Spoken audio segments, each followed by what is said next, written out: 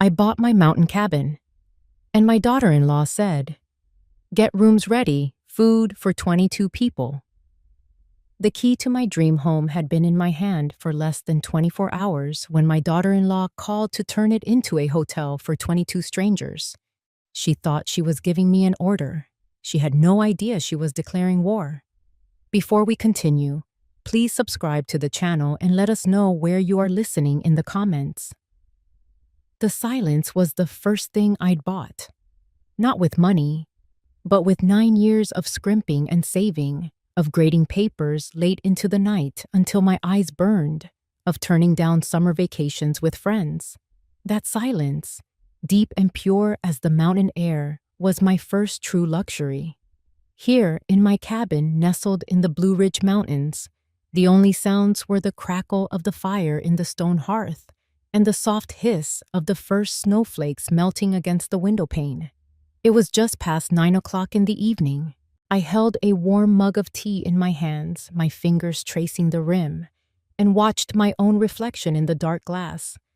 A woman of 72, finally at peace. Then the phone rang. Its shrill cry tore through the quiet, an alien sound in this wooden sanctuary. I flinched, spilling a little tea on the worn armchair. My son, Nathan, was the only one who had this number. I set my mug down, my heart thumping with a sudden, nameless dread. But it wasn't Nathan's voice that greeted me. It was his wife's, Cynthia. Her tone was clipped, polished, and utterly devoid of warmth, like ice cubes clinking in a crystal glass. "Marjorie? Good. You picked up." There was no hello, no how are you, no how's the new cabin, just the immediate assumption of my availability. "Cynthia," I said, my voice steady despite the tremor in my hand. "Is everything all right?" "Everything is perfect. Listen, I need you to do something for me. Get the rooms ready, and you'll need to prepare food for 22 people. We're on our way up now. It's for an important event." I went completely still. The fire crackled, oblivious. Outside, the wind howled, as if in protest. 22 people. The words echoed in the cavernous silence of my mind. This cabin had 3 bedrooms. It was my home, my fortress of solitude, not a roadside inn. I could feel the key in my pocket, the one the realtor had handed me just yesterday afternoon. Its edges were still sharp, unfamiliar. It hadn't even had time to warm to my touch. "Cynthia," I started, trying to keep my voice reasonable. I don't have room for 22 people. I don't have food for that many. I only just moved in." A sigh of exasperation traveled down the line, a sound I knew all too well. It was the sound she made when I was being difficult, slow, or simply in her way. "Don't be dramatic, Marjorie. They're investors. This is critical for Nathan's future, our future. Just make it work. We'll be there in about 3 hours." And then the line went dead. I stood there, phone in hand, the dial tone a dull buzz in my ear. The call was a block of ice thrown into the tranquil lake of my new life, and the ripples were spreading fast, chilling me to the bone. Shock was the first wave. Then came the familiar sting of being dismissed, of my dreams and my comfort being treated as a mere inconvenience. I walked to the window and looked past my own reflection, out into the swirling snow. The darkness was absolute, swallowing the light from my cabin just a few feet from the porch. They were coming, an army of 22, led by my daughter-in-law, to invade my peace. The shock receded, and in its place, something else began to rise. It was cold, hard, and heavy, like a stone forming in my chest. It was resolve. I looked back at my reflection in the glass, at the shadow I cast on the log wall behind me. It wasn't the shadow of a frail, retired schoolteacher. It was taller, somehow, stronger. A slow smile touched my lips, one that didn't reach my eyes. "All right, Cynthia," I whispered to the howling wind. You can come, but this is my mountain. The sun rose the next morning with a quiet defiance, as if it had no knowledge of the impending invasion. Golden light sliced through the tall pines, striping the wooden floor of my living room. The air was crisp and smelled of pine needles and old books, a perfume I'd waited nearly a decade to breathe. Cynthia's phone call felt like a bad dream, a phantom menace that the daylight should have chased away. But it hadn't. They were still coming.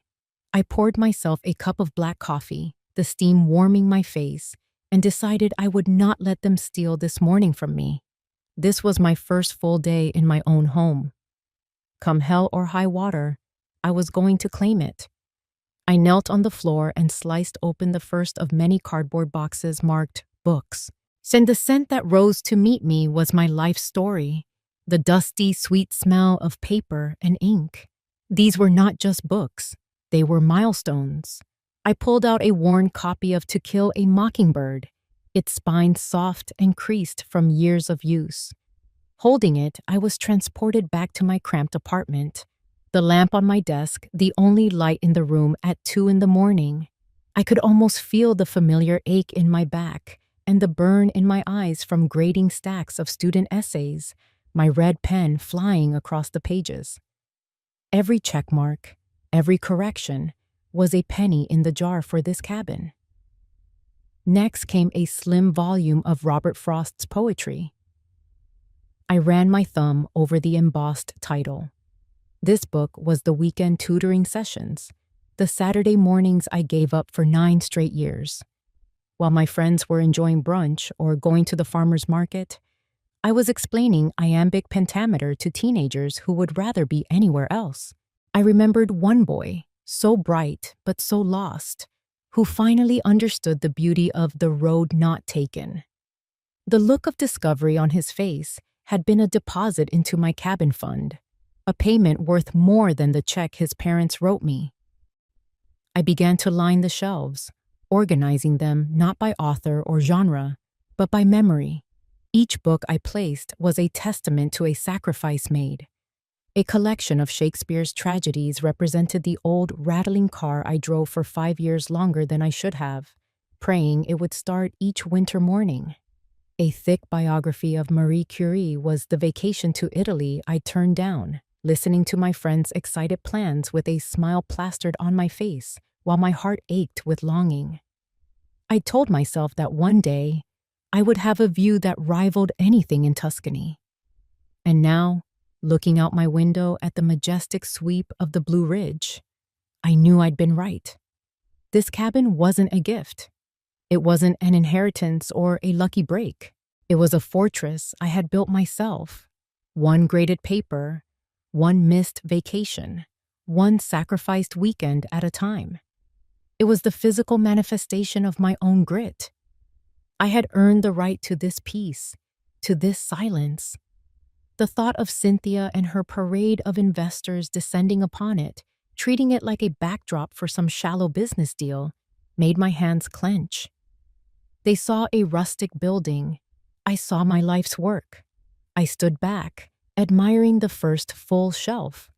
The books looked as though they had always been there, their colorful spines a vibrant mosaic against the warm pine of the walls. A feeling of pure, unadulterated happiness washed over me, so potent it almost brought tears to my eyes. This was real. This was mine. But as the sun climbed higher in the sky, a shadow of unease crept back in. The peace felt fragile, like a thin sheet of ice over deep water.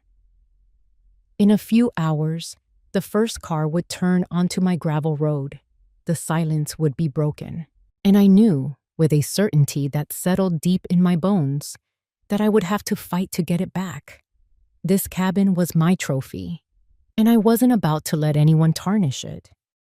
As I stood in my sun-drenched kitchen, the scent of coffee brewing, my mind drifted back to a different kind of gathering. It was a memory I'd tried to bury, but Cynthia's impending arrival had unearthed it with brutal efficiency. The memory was of Christmas 2 years ago, And it was the last time I'd set foot in my son's home. Their apartment was the kind of place featured in magazines, all white walls, sharp angles, and gleaming chrome.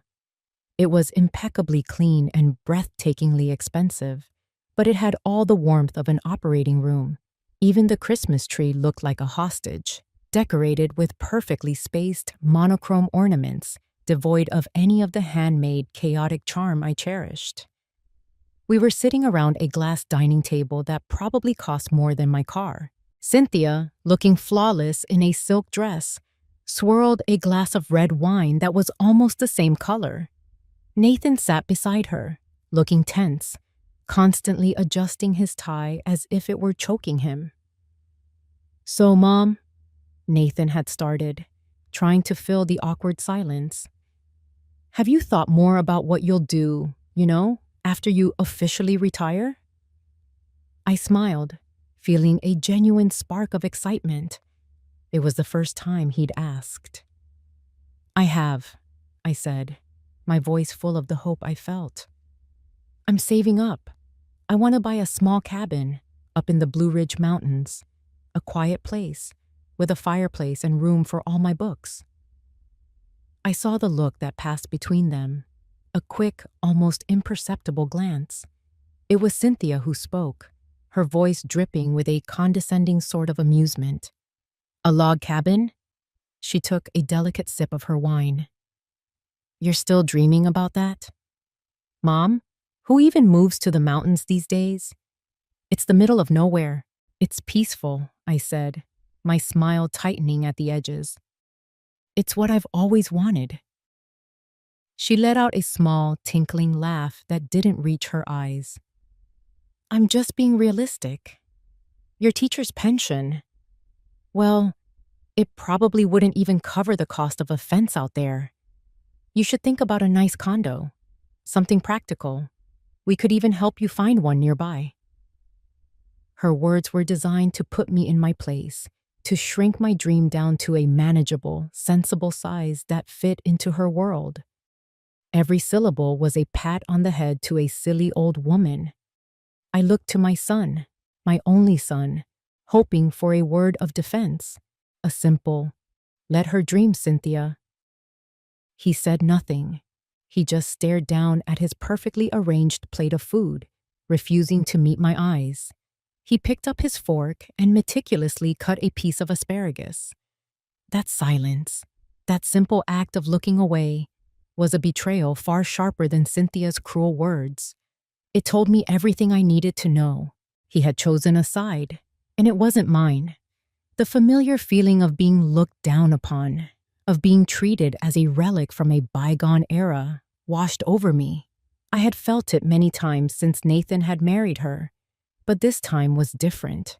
The hurt was still there, a dull ache in my chest, but beneath it, something else sparked to life. It wasn't sadness. It was a cold, hard ember of anger, an anger that burned with the quiet intensity of a pilot light, waiting for the right moment to roar to life. I took a calm sip of water, placed my napkin on the table, and looked Cynthia directly in the eye. I didn't raise my voice. I didn't argue. I simply smiled a tight, private smile. And in the silence of my own mind, I made a promise to myself. A promise that was as solid and real as the mountain I dreamed of. "You'll see," I thought. "One day, you will both see." Now, standing in the kitchen of that very cabin, the dream she'd mocked made real by my own two hands, I felt that ember glow. They thought they were coming here to use my home and walk all over me one more time. They had no idea that for the past 2 years, I hadn't just been saving money. I had been building resolve. And my foundation was rock solid. There was no point in sitting around waiting for the storm to hit. After a quick breakfast, I pulled on my heaviest coat, locked the cabin door behind me, and crunched through the fresh snow to my car. My old Subaru, the one Cynthia hated so much, started up with a reassuring rumble. There was only one person I could talk to about this, one person who would understand the unwritten laws of this mountain. I needed to see Clifford. The drive to his place, a small inn and tavern called the Hidden Nook, took about 20 minutes down the winding mountain road. The snow-laden branches of the pines drooped over the asphalt, creating a silent, white tunnel. It was beautiful, but today, the beauty felt menacing, like a calm before a battle. Clifford's Inn was built from the same dark timber as my cabin, with a wide porch and a curl of smoke rising from a stone chimney. Inside, it was warm and smelled of wood smoke and brewing coffee. The walls were covered in Clifford's own photography, stunning black and white portraits of the mountain in all its moods, and of the faces of the people who lived here, their features as rugged and weathered as the landscape itself. Clifford Hayes was 74, a retired photojournalist with eyes that had seen more of the world than he let on. He was standing behind the heavy oak bar, polishing a glass. He looked up as I came in, his weathered face breaking into a warm smile. "Marjorie," he rumbled, his voice like gravel rolling downhill. "You're out early. Coffee's fresh." "I need more than coffee, Clifford," I said, sliding onto a bar stool. "I need a war council." He put the glass down and leaned on the bar, his smile fading into a look of concern. "That doesn't sound good." I told him everything. I laid out the whole absurd story, the phone call, the demand, the 22 investors, the complete and utter disregard for my home, my peace, my existence. I expected him to be shocked, to offer sympathy, to shake his head at the audacity of it all. Instead, when I finished, he threw his head back and let out a deep, booming laugh that seemed to shake the very rafters of the inn. My jaw dropped. "What's so funny?" He wiped a tear of mirth from the corner of his eye. "An army of 22 city slickers, huh? In this weather? Oh, Marjorie, they have no idea what they're getting themselves into." "They're not getting into it, Clifford. I am. They're coming to my house. Cynthia is going to steamroll me." "Not up here, she won't," he said, his laughter subsiding into a knowing grin. He leaned forward, his voice dropping conspiratorially. "Up here, the mountain makes the rules. You just have to know how to use them." He paused, looking out the window at the snow-covered trees. "Don't you worry. The mountain will be on your side. It's high time we let them have a real taste of country life." A spark of hope ignited in my chest. "What are you thinking?" "I'm thinking they'll be in a hurry," he said, tapping a finger on the bar. "And people in a hurry like shortcuts. I happen to know a shortcut to your place. It's mighty scenic, but after the snow melts and refreezes, well, the road gets a little hungry for fancy cars with city tires." The spark became a flame. "A muddy road?" "The muddiest," he confirmed with a wink. "And you know, the cell service up here is spotty on a good day. The main repeater tower is just up the ridge. Sometimes, especially when the weather gets bad, it needs to take a little break. A man could get lost trying to fix it in a snowstorm." I stared at him, my mind racing. It wasn't just a plan. It was a strategy. A beautiful, elegant, and ruthless strategy. He wasn't just my friend. He was my general. A current of strength shot through me, so powerful it felt like electricity. I was not alone in this. I had an ally, a mountain god in a flannel shirt who knew every rock, every treacherous patch of mud, and every technical vulnerability in a 20-mile radius. I felt a genuine smile spread across my face for the first time since the phone call. The fear and helplessness that had been churning in my stomach evaporated, replaced by the cold, clear focus of a commander before a battle.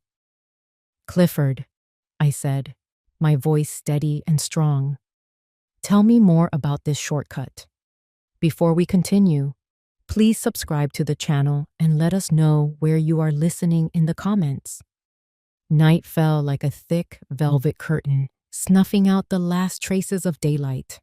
I had a pot of simple beef stew simmering on the stove and a fire roaring in the hearth, filling the cabin with a warmth that had nothing to do with the temperature.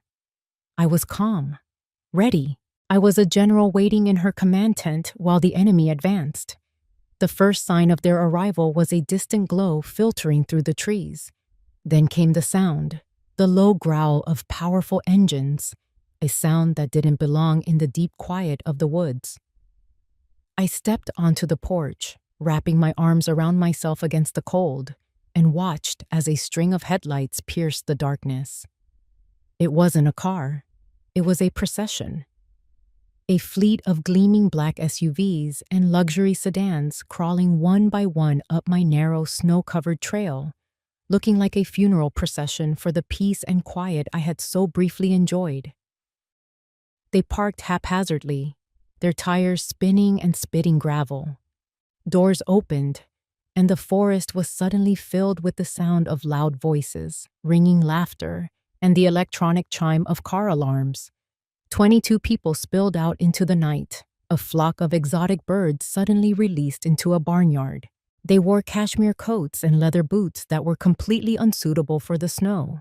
Women in high heels teetered precariously, clutching the arms of men in tailored suits. Cynthia emerged from the lead vehicle, a massive black Escalade, like a queen from her carriage. She was wearing a cream-colored coat that probably cost more than my monthly mortgage payment used to be. She scanned the scene, her face a mask of practiced charm. "Everyone welcome," she announced, her voice projecting over the din. "Isn't this just incredible? So rustic." Nathan got out from the passenger side, avoiding my gaze. He looked pale and stressed, his shoulders hunched inside his expensive overcoat. He immediately started directing the unloading of an obscene amount of designer luggage, his movements jerky and anxious.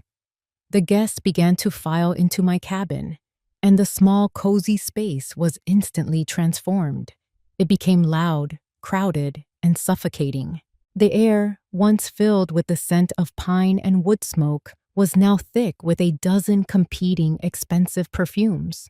They moved around the room with a restless energy, touching things, peering at my books, their eyes sweeping over my home as if it were a curious little stage prop.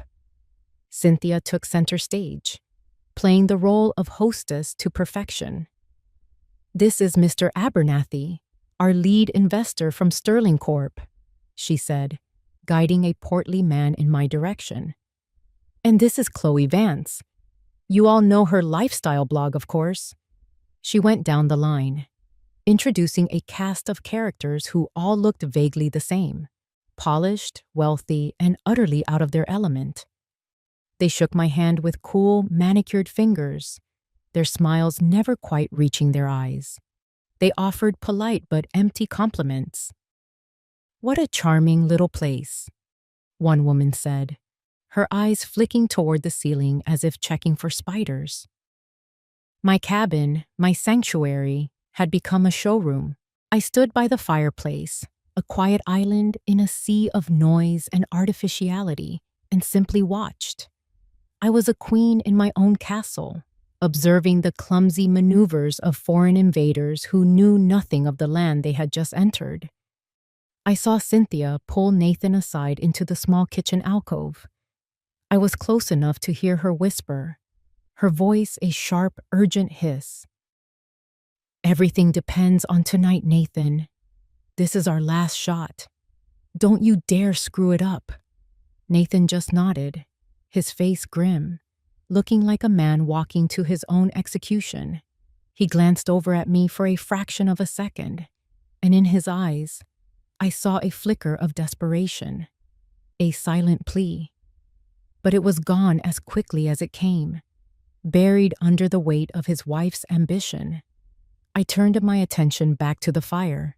The logs settled with a soft crackle and a shower of sparks. The guests were loud, confident, and in control. They thought they were the predators here, the sharks in a small pond. They had no idea the water was about to get very, very deep. The next morning, the cabin was a disaster zone of discarded wine glasses and pastry crumbs. The guests emerged from their makeshift sleeping arrangements looking rumpled and irritable. Their city polish had been significantly dulled overnight. Cynthia, however, was already in full command mode, dressed in an impossibly white ski jacket, clapping her hands to rally her troops. "All right, everyone, rise and shine. Today we have a real treat, a guided nature walk to see the famous Laurel Falls," she announced with forced enthusiasm. A collective groan rippled through the room. Right on cue, there was a heavy knock on the door. I opened it to find Clifford, looking every bit the seasoned mountain man in a flannel jacket and a warm beanie. He had a thermos in one hand and a cheerful grin on his face. "Mornin', Marjorie," he said, then tipped his head to the assembled crowd. "Heard you folks were looking for an adventure. The main road to the falls is probably a bit slick today, but I know a shortcut. The views are 10 times better, guaranteed." Cynthia's eyes lit up. This was perfect for her narrative, an exclusive, off-the-beaten-path experience. "A shortcut? How wonderful! Everyone, did you hear that? We're getting the authentic local tour." I watched as the plan clicked perfectly into place. The guests, eager to get this over with, grumbled but followed Cynthia's lead, piling back into their pristine vehicles. Clifford gave me a slow, almost imperceptible wink before climbing into his old pickup truck to lead the way. I stayed behind, promising to have a warm lunch ready for their return. The trap was set. All I had to do was wait. An hour later, I was tidying the living room when I heard the first faint, angry roar of a revving engine echo through the valley. I smiled. The show was beginning. As Clifford later described it to me, the shortcut started innocently enough, a narrow dirt road winding through a beautiful grove of hemlock trees. But as they descended into a low-lying hollow, the ground changed. The thin layer of snow gave way to a thick, soupy mire of red clay mud, courtesy of the melted snow and the freezing rain from the night before. Clifford's truck, with its heavy-duty tires, plowed through it without a problem. The first SUV behind him, a shiny BMW, wasn't so lucky. Its driver, the investor named Abernathy, tried to power through. The sleek tires spun uselessly, just digging the vehicle deeper into the muck, flinging arcs of thick, wet mud all over the car behind it. The engine whined, then stalled. He was dead in the water. One by one, the entire procession came to a halt. They were trapped on a narrow road with no room to turn around. Doors opened, and men in expensive shoes stepped out, immediately sinking ankle-deep into the mire. Curses filled the cold mountain air. It was then that the second shoe dropped. A woman with perfectly styled hair, now looking frantic, pulled out her phone. "It's fine, everyone. I'll just call 8A." She stared at the screen, her brow furrowed in confusion. "That's weird. I have no service." A ripple of unease went through the group. Like a contagion, 21 other phones were pulled from pockets and purses. The verdict was unanimous. Every single screen showed the same two words: no service. The repeater tower, the single lifeline connecting this remote valley to the outside world, had gone silent. The panic began to set in, a quiet, creeping dread at first, then a more vocal, pointed fear. They were stuck in a ditch in the middle of nowhere. Their six-figure cars were useless lumps of metal. Their phones were nothing more than glass and plastic bricks. They were completely and utterly cut off. From my porch, I couldn't see them, but I could feel the shift in the atmosphere. The mountain had taken back control. I saw Cynthia, who had been trying to project an air of calm authority, finally lose her composure. Her voice, usually so controlled, was shrill with panic as she yelled at Nathan to do something.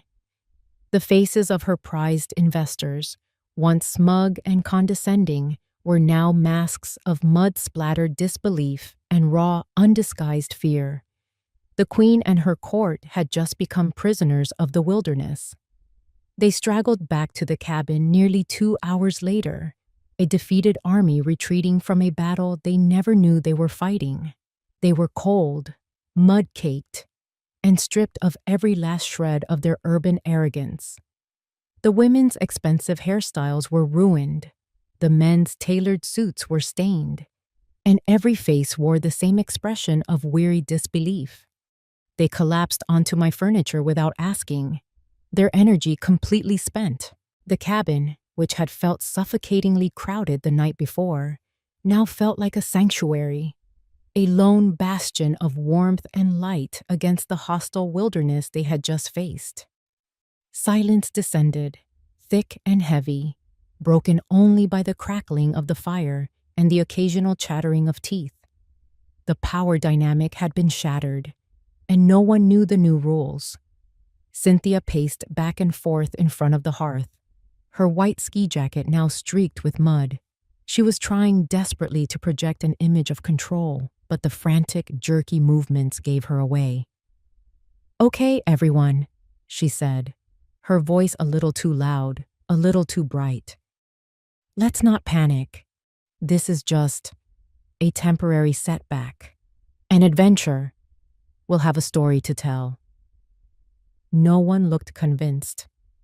The investor, Abernathy, glared at her from his seat on my sofa. "An adventure? My $200,000 car is currently sinking into a bog, Cynthia. I'm not in the mood for stories." The atmosphere was turning ugly. Before a full-blown mutiny could erupt, I stepped forward. "Dinner is ready," I announced quietly. All eyes turned to me. I moved to the stove and lifted the lid off the heavy cast-iron pot. The simple, hearty aroma of beef stew, potatoes, and wild herbs filled the room. Last night, this meal would have been met with disdain, a quaint, rustic novelty. Tonight, it was a lifeline. I began ladling the stew into the mismatched bowls I'd collected over the years. Cynthia watched me, a flicker of her old condescension returning. "Is this it?" she asked, gesturing at the pot. "Just stew?" The question hung in the air, utterly absurd in its context. The lifestyle blogger, Chloe, who had been shivering under a blanket, answered before I could. "It's hot food, Cynthia. At this point, I'd eat the damn blanket." The power had shifted. It was no longer about who had the most money or the best connections. It was about who had the essential skills, who could provide warmth, who could provide food. In this room, stripped of all modern conveniences, I was the wealthiest person present. I handed out the bowls, and they took them with a quiet reverence. They ate quickly, hunched over their food like hungry wolves. In the midst of the quiet chaos, I noticed one person who was not like the others. Mr. Hampton, the older gentleman, the successful businessman, was sitting calmly in the armchair by the fire, the one I'd been in when Cynthia first called. He wasn't panicked or irritable. He was observant. He ate his stew slowly, methodically, but his eyes were constantly moving. I watched as he watched me. He saw how I effortlessly added another log to the fire, how I knew exactly where to find extra blankets, how I moved through the cabin with a quiet confidence that came from capability, not arrogance. Then, his gaze would shift to Cynthia. He watched her pacing, her poorly concealed panic, the way she checked her useless phone every 30 seconds. He was watching us like a scientist observing two different species in a new environment. He wasn't a victim of this crisis. He was a student of it. When everyone was finished, I collected the empty bowls. There wasn't a single scrap of food left. The guests were now looking at me with a new kind of respect, a primal understanding of who held the real power. I was no longer just the quaint, elderly mother-in-law. I was the provider. I was the leader. And in the flickering firelight, I saw the truth reflected in their weary faces. My quiet, simple cabin had become my kingdom. As the evening wore on, the initial shock of being stranded gave way to a tense, simmering boredom. The guests, having exhausted their complaints, now sat in sullen silence, staring into the fire or at the dark, unblinking windows. The air was thick with resentment. In an attempt to break the tension, one of the younger investors, a man named Julian, decided he wanted a cigar he'd brought along. "Anyone got a light?" he asked the room at large. A collective search of pockets and purses produced nothing. Lighters, it seemed, were a casualty of the modern age, replaced by the charging ports in their now useless cars. "My wife, Cynthia, she might have one," Nathan offered, his voice sounding small and eager to please. It was a pathetic attempt to restore some semblance of normalcy, to be the helpful host. Cynthia, who was deep in a hushed, intense conversation with Mr. Abernathy, waved a dismissive hand in the direction of her expensive leather handbag, which sat on a side table. "In my purse, Nathan. Just look." Grateful for the task, Nathan scurried over to the bag. It was a ridiculously large, over-designed thing, and he fumbled with the clasp before plunging his hand into its chaotic interior. He rummaged past a wallet, a phone, a mess of cosmetics, and a set of keys. His fingers brushed against something stiff and rectangular. As he tried to pull his hand out, the object came with it, slipping from his grasp and falling silently onto the thick rug at his feet. It was a slim, unmarked manila folder.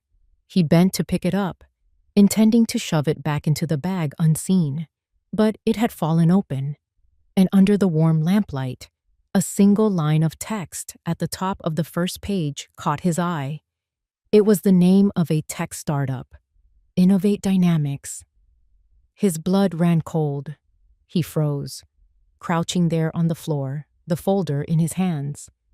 Innovate Dynamics was the company he had sunk his entire inheritance into 18 months ago. A sure thing, Cynthia had called it.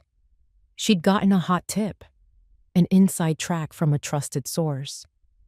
He'd trusted her, emptied his accounts, and watched in horror as the company declared bankruptcy less than 6 months later, taking every penny with it. It was the source of their biggest fights, the debt that hung over their marriage like a guillotine, the failure she never let him forget. His hands shaking, he flipped to the next page. It was a detailed report. He saw dates, transaction records, and a name he recognized: Cynthia's most ruthless business rival. The report outlined, in cold corporate language, how a stream of fabricated insider information about Innovate Dynamics had been strategically leaked. A trap designed to financially cripple a competitor's associates. A trap he had walked right into. He felt the air leave his lungs, a silent, crushing blow. She hadn't been given a bad tip.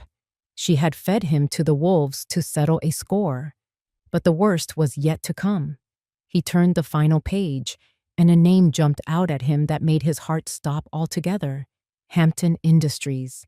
The document was a prospectus, detailing how Hampton's massive corporation had been planning to acquire and liquidate Innovate Dynamics for months, waiting for its value to hit rock bottom. The company he had invested in, the source of his financial ruin, was nothing more than a footnote on a balance sheet for the very man sitting calmly by the fire, watching them all. The rug was pulled out from under him.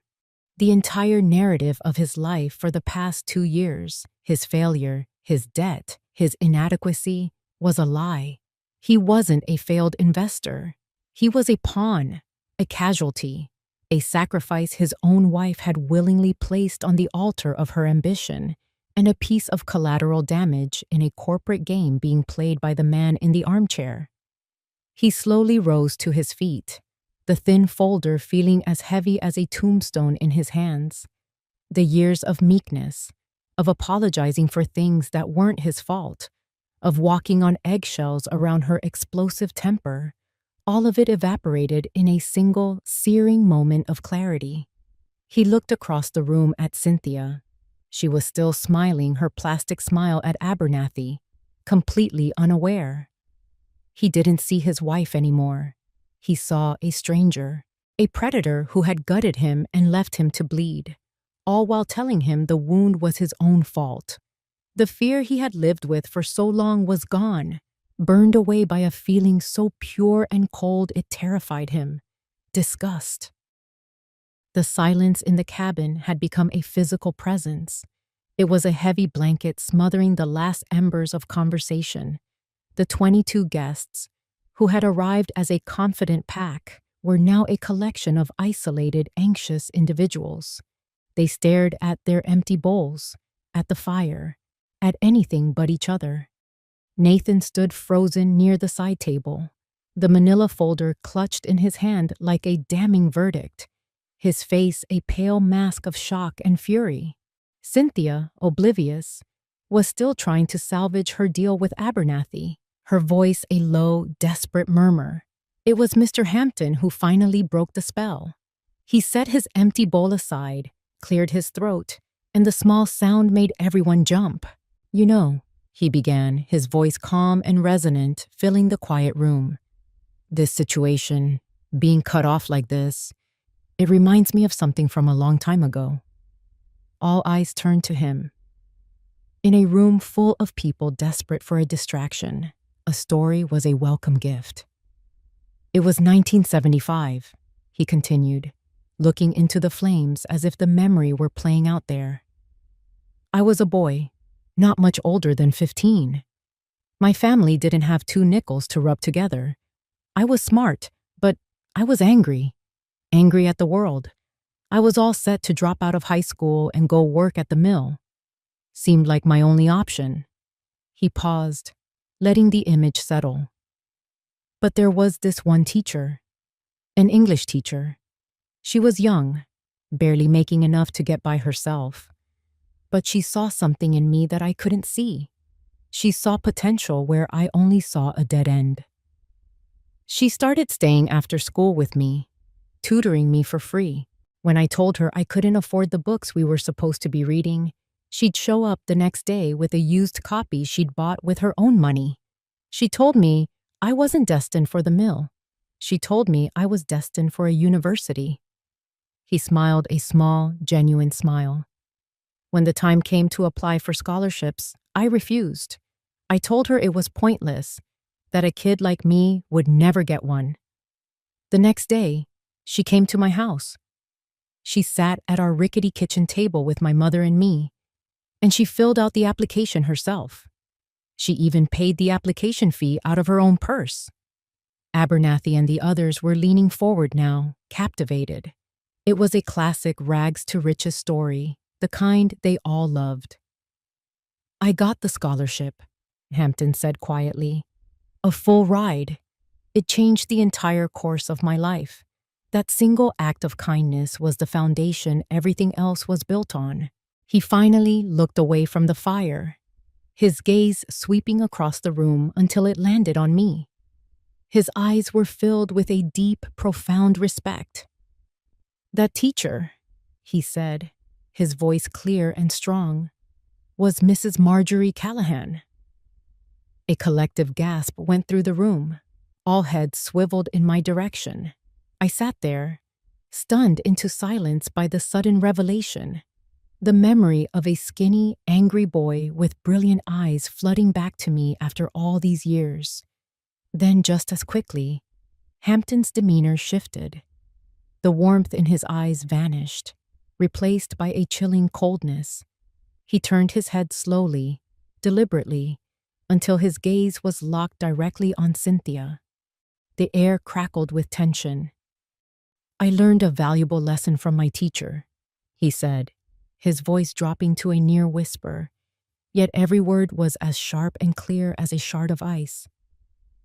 "The most important lesson of all, that the only foundation worth building on, whether it's for a life or for a business, is one built on truth." He paused, letting the word hang in the air. "Not one built on flashy promises made to desperate investors." The silence that followed was absolute. It was the silence of a courtroom after the guilty verdict has been read. Every single person in that room, from the investors to the blogger to Nathan, understood the implication. The unspoken accusation was deafening. Cynthia's face went completely white, as if all the blood had drained from it. Her carefully constructed world, her entire charade, had just been demolished by a single, perfectly aimed sentence. The play was over. Mr. Hampton's words fell into the silence like stones into a deep well, the ripples spreading to every corner of the room. Cynthia stood frozen, her face a mask of disbelief. For a moment, I thought she might actually shatter. But I had underestimated the feral tenacity of a cornered animal. The shock on her face hardened, twisting into a venomous sneer. She was going down, and she was determined to take someone with her. She turned, her eyes locking onto her husband. Nathan was still standing by the table, the folder in his hands, his knuckles white. He was her last weapon, her final scapegoat. "Don't you all listen to him," she spat, her voice sharp and brittle. She pointed a trembling finger at Nathan. "Ask him. Ask my husband about foundations built on lies. He owes me an explanation and a very, very large sum of money." Her voice dripped with contempt, a calculated performance for her audience of investors. She was painting him as the villain, the deadbeat, the source of all her problems. It was a move she had perfected over years of private arguments and public humiliations. It had always worked. It had always made him shrink, apologize, and retreat. But not this time. Something inside Nathan had fundamentally broken and been rebuilt in the last 10 minutes. The man who straightened his shoulders and met her gaze was not the man who had arrived at my cabin the night before. His fear was gone, replaced by a righteous fury that was terrifying in its stillness. "A debt?" he said, his voice dangerously quiet. He took a step forward, then another. "You want to talk about debt, Cynthia?" He walked to the center of the room, right into the circle of stunned onlookers. And with a flick of his wrist, he threw the manila folder onto the rough-hewn coffee table. It landed with a soft, definitive slap that echoed louder than a gunshot in the silent room. "This debt?" he roared, the sound ripping from his throat, raw and full of pain.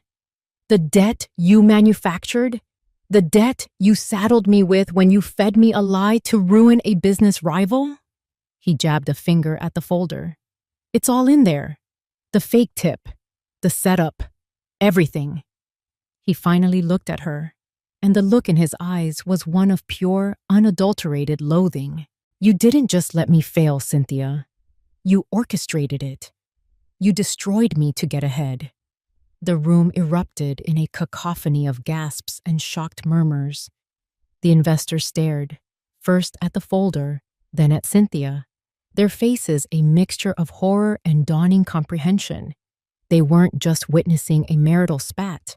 They were witnessing the public execution of a business deal and the unmasking of a fraud. Cynthia stared at the folder, then back at Nathan, her mouth opening and closing like a fish, but no sound came out. The blood drained from her face, leaving it a waxy, pale yellow. Her mask of control had not just slipped. It had been violently torn away, revealing the desperate, ugly truth beneath. Nathan wasn't finished. He turned to Mr. Hampton, who had been watching the entire exchange with the calm, detached interest of a chess master watching his opponent fall into a well-laid trap. "And you," Nathan said, his voice shaking but strong. "Hampton Industries. You were waiting in the wings the whole time, ready to pick the bones of the company I'd been tricked into investing in." The second secret was now out in the open, laid bare for everyone to see. The investors looked at each other, their expressions hardening.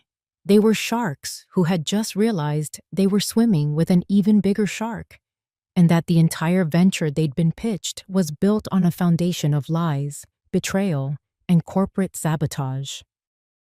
In that moment, Cynthia's collapse was total. She had lost her investors. She had lost her husband. She had lost her dignity. She stood alone in the center of my cabin, exposed and utterly powerless, a queen without a kingdom, a con artist whose final con had spectacularly imploded. The fire Clifford had helped me build earlier now blazed in a stone pit a few yards from the cabin, a circle of warmth and light under a vast, star-dusted sky. No one had suggested it, but the group had migrated outside, as if the cabin's walls could no longer contain the explosive tension. They stood around the flames, not for camaraderie, but like moths drawn to a light in the disorienting darkness. They were a jury now, and Cynthia was in the dock. The investors, who hours ago had been her prized assets, now looked at her with the cold, appraising eyes of men who have been swindled. They kept their distance, their body language a clear wall of rejection.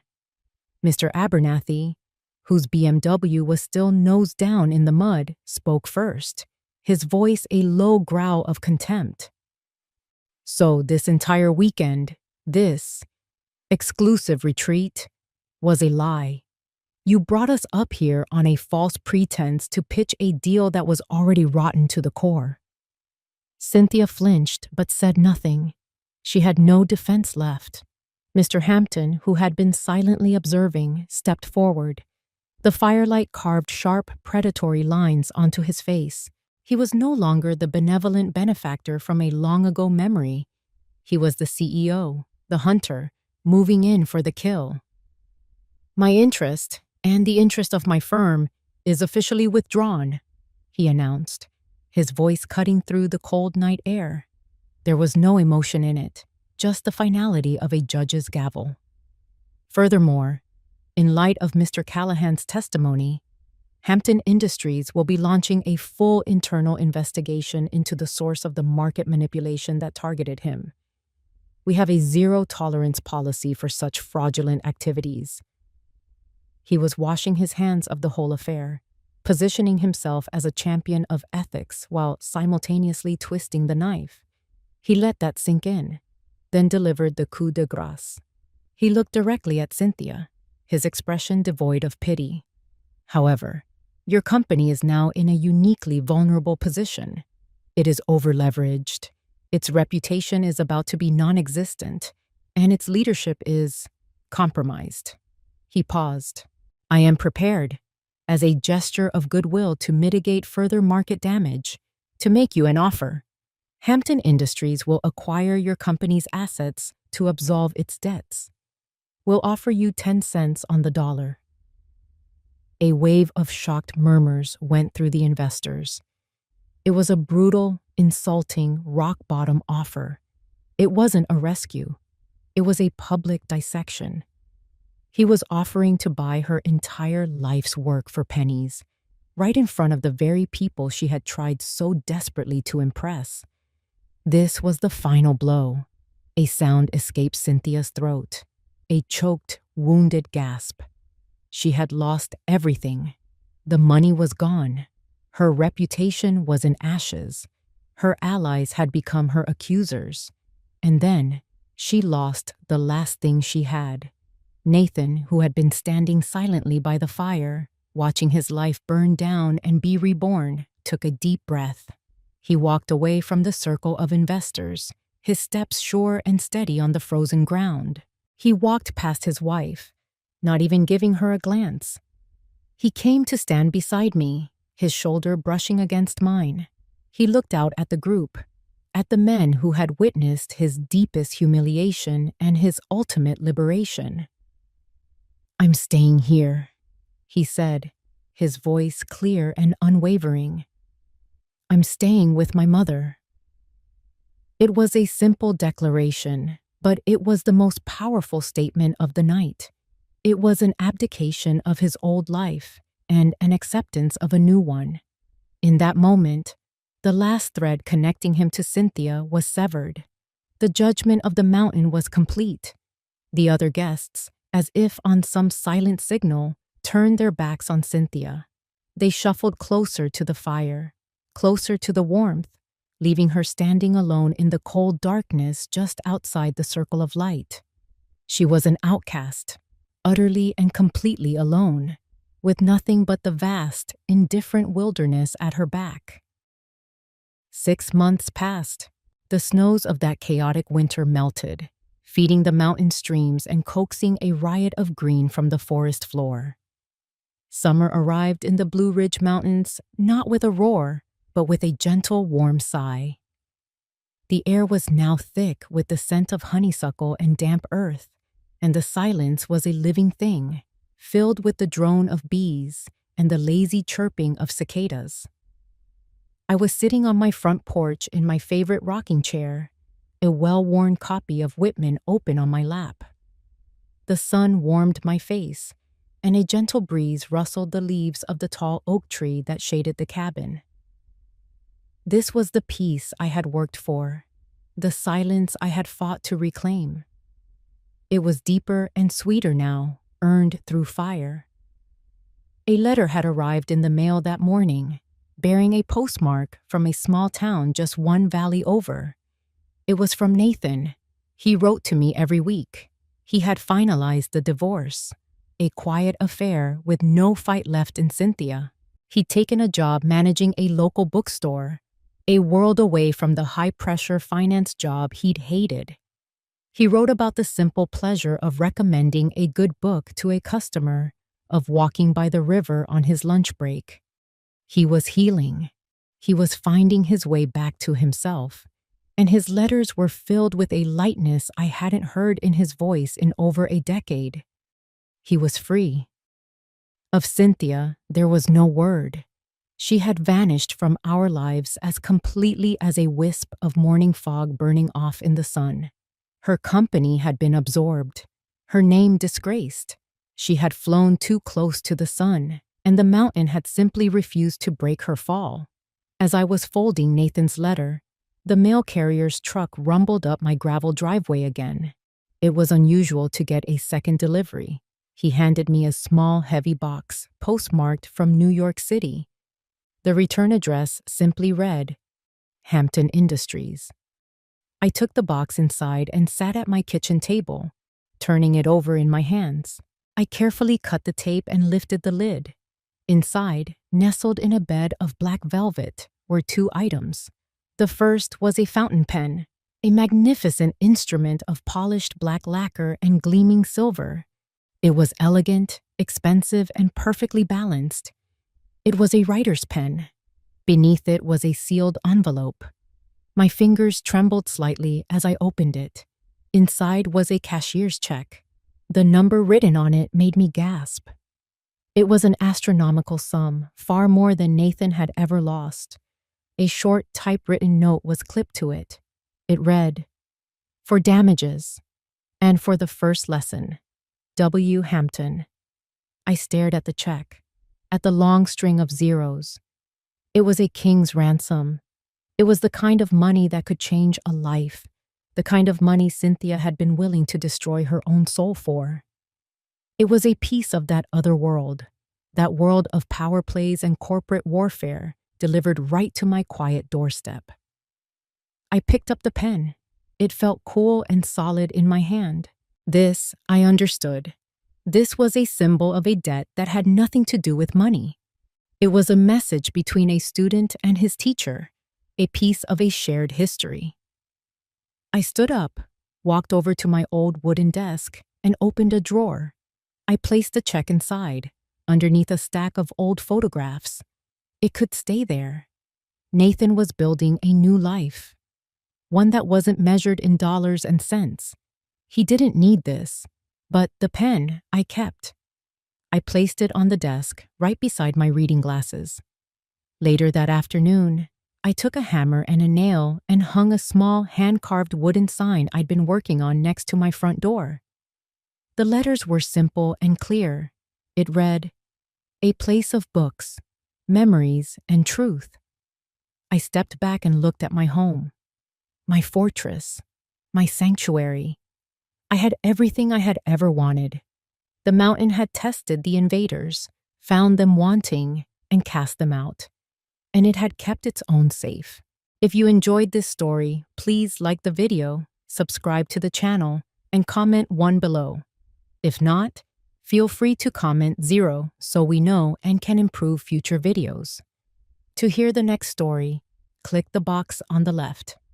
Thank you for watching.